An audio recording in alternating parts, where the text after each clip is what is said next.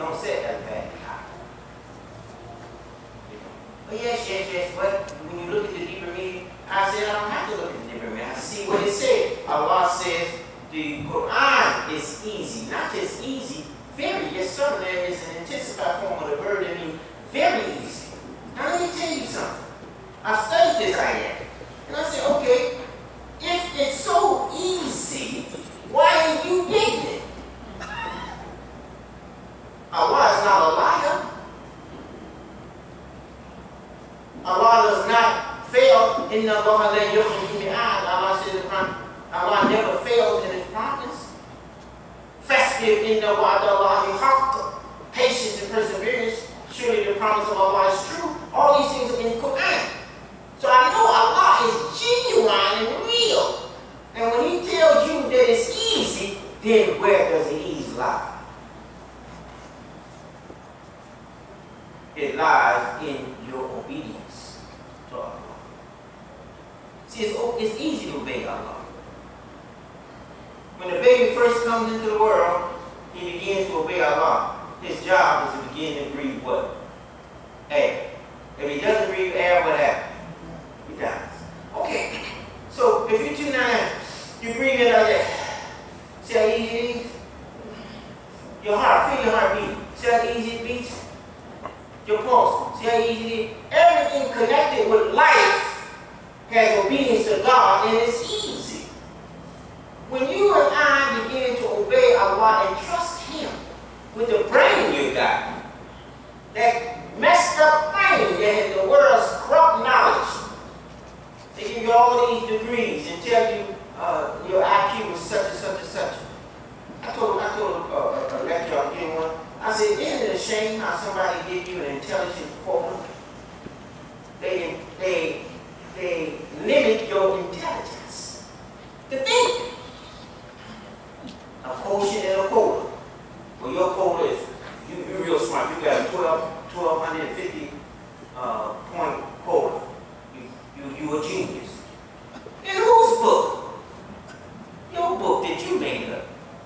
Allah says in the Quran, وَفَوْقَ كُلِّ ذِي عِلْمٍ عَلِيمٍ. Above every knowledge, there's more. And Allah is above it all.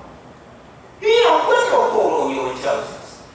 He says that above every knowledge you get, there is more, and Allah is above it all, and there's no limitation to Allah. You cannot put Him on a cross, on a dashboard, or anything. Allah is waxing one. Wow.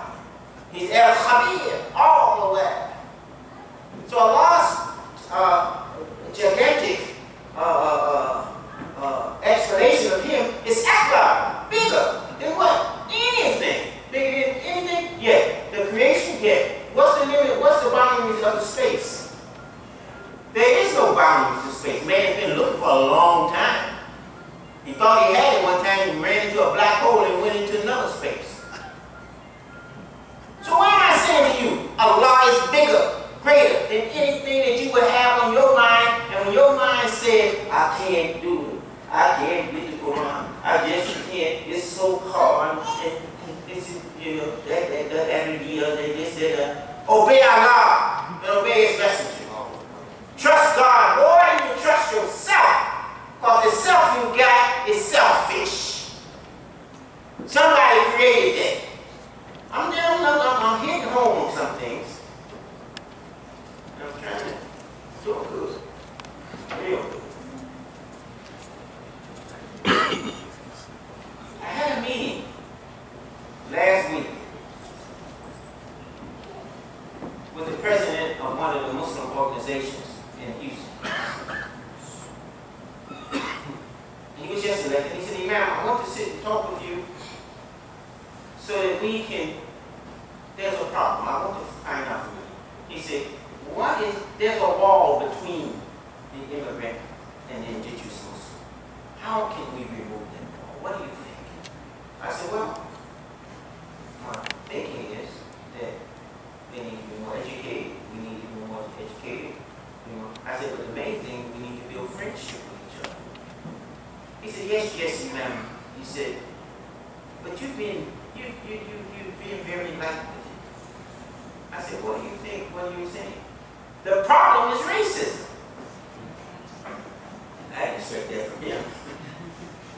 He said, the problem is racism. I said, yes, that is a problem too.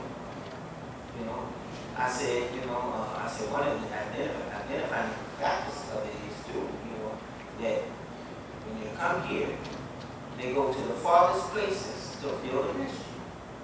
I said, they don't come into the urban areas. And those are the people who really won't come. They're accepting this by the droves, the Hispanics, the African Americans, etc. But there's not a message built there. They go way out in the white neighborhood where they're not wanted and protested against, and build elaborate massages that's only visited one time. I said, so there is some problem with racism.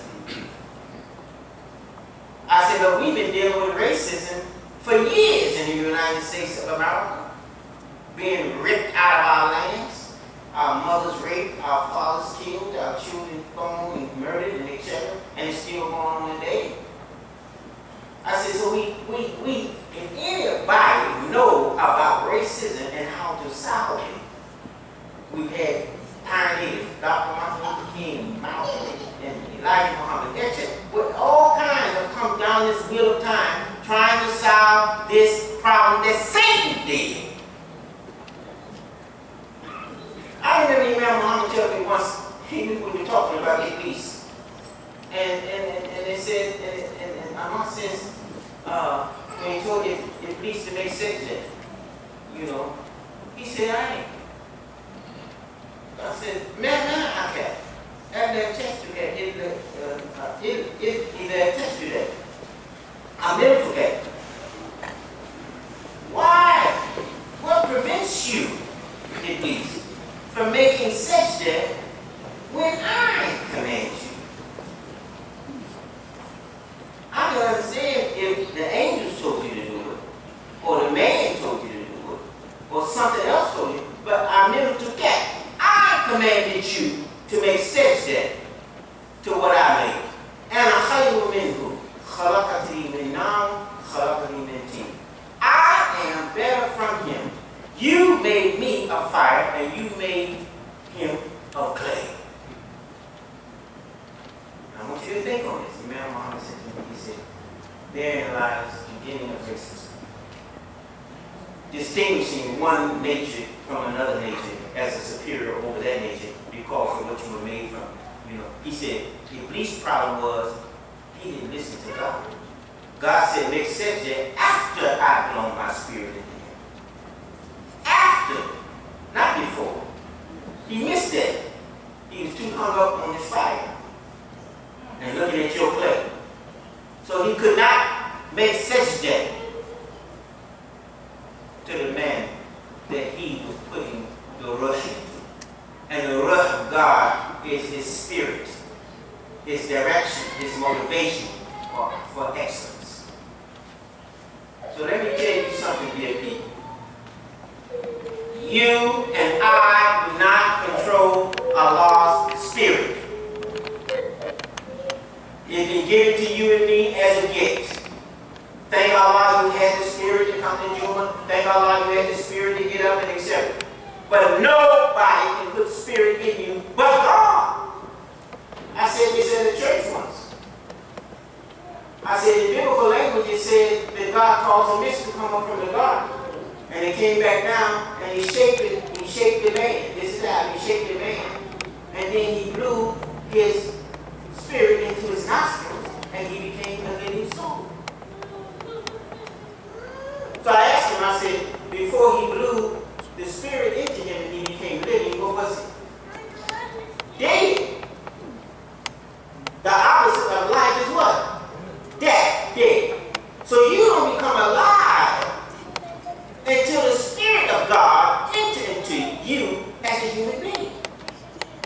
Now let me tell you something. A lot of people walking around right now, they look like humans, they talk like humans, they exchange money like humans, they do everything like they're human.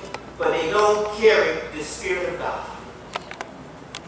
And Allah gives His Spirit to whomever He will, when He will, and you can't do anything about it.